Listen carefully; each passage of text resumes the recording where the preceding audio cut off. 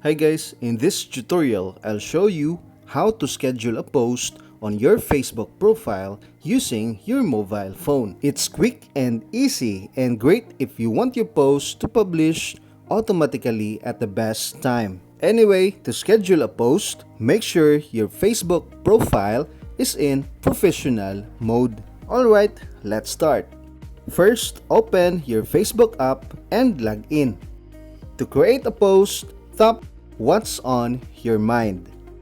Add your photo or video and type your caption.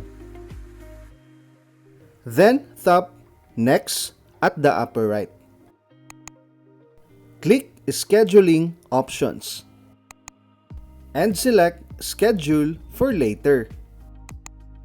Now choose the date you want your post to publish. Then tap OK. Next, set the time, then tap OK. To proceed, tap the back arrow and you will see the scheduled date and time.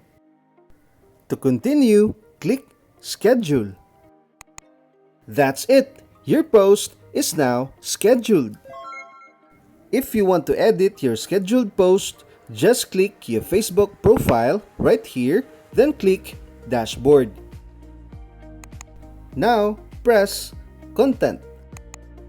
Select the post, tap the three dots, and choose Edit Post. After editing, click Save. And that's how you schedule a post on your Facebook profile using just your mobile phone.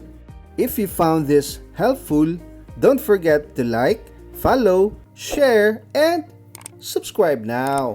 Thanks for watching. God bless, and always remember, live, learn, inspire, value, and enjoy life. See you in the next one.